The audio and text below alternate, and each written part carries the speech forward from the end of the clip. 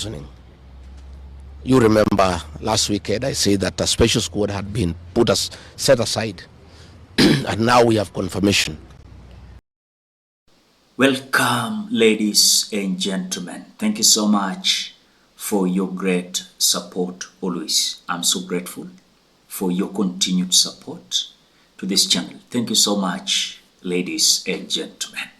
Today, it was a very shocking news as a member of parliament who is a close ally to GACHAGUA, of course, on Sunday was abducted and today found stranded, thrown in a bush.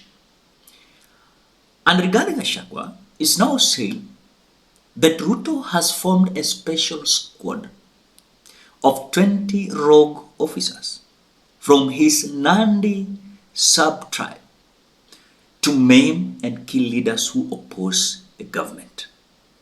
That is the statement of GACHAGUA. But I want to ask a simple question. Was it necessary for GACHAGUA to say that Ruto has formed a special squad, 20 rogue officers from his Nandi sub-tribe to maim and kill leaders who oppose the government? And on the same note, before you listen to him, as we approach 2027, is William Ruto ready to surrender and hand over the presidency in case he's going to be defeated? Because clearly you can see William Ruto is a man who is literally planning and of course organizing himself. How he's not going to hand over the presidency, even if it is about rigging and stealing election, he will do it. I want you to listen to GACHAGUA and his team. But I want you to pay attention and listen to him very carefully. Is he right? And what next for William Ruto if he's going to lose? I want you to watch the video. But before we watch, as you always do, ensure you like the video.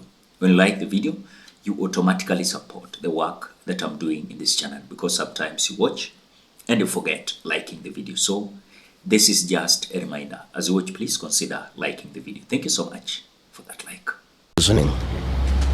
You remember last weekend I said that a special squad had been set aside and now we have confirmation that President William Ruto, CS for Interior Kipchumba Murkomen, and the Deputy Inspector General, Mr. Eliud Langat, all from the Kalenjin community, have put up a squad to deal with leaders who are opposed to this regime.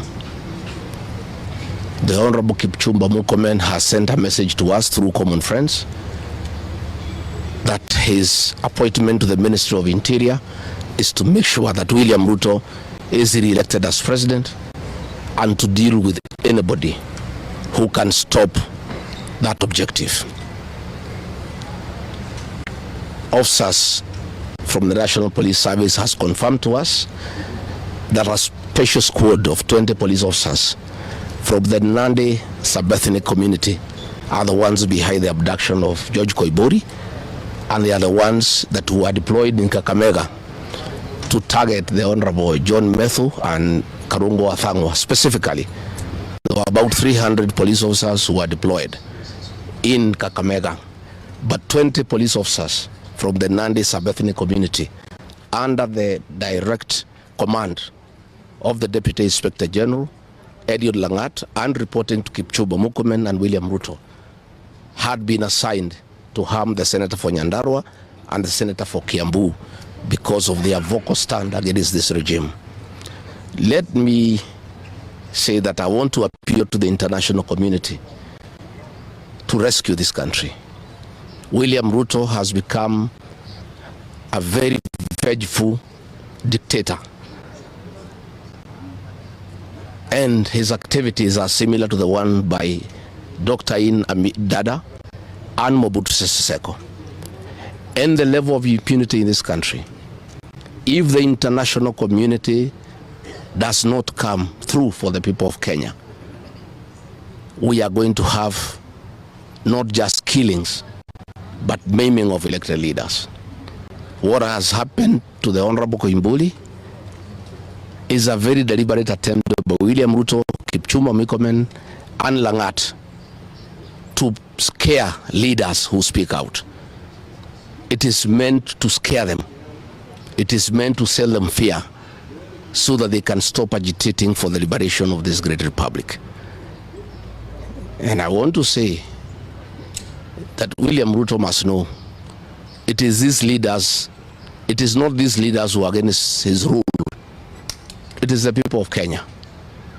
These leaders are simply articulating what the people of Kenya are saying. And even if he targets these leaders to kill them, to maim them, he cannot do the same to each and every Kenyan. And I want to tell him to stop spreading the narrative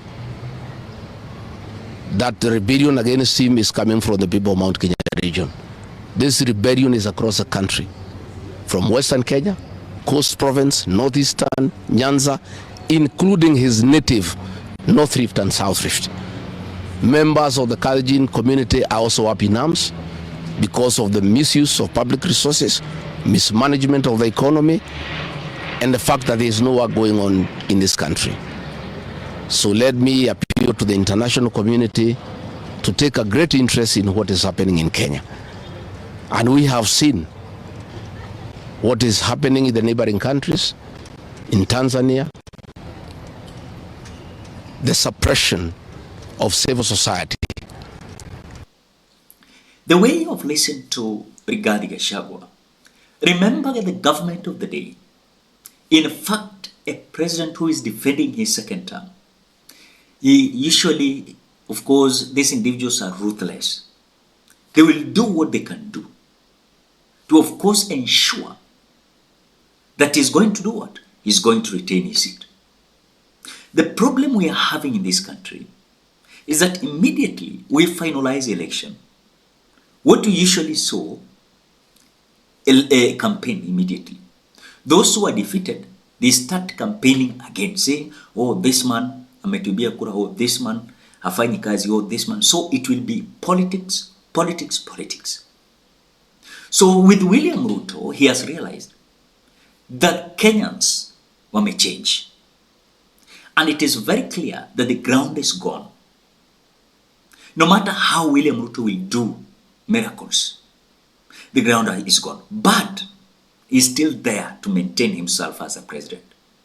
He will do what he can do. In fact, if he killed the Gen Zs during the demonstration, he killed some Kenyans during the Azimio demonstration, what is this that is not making him to do so?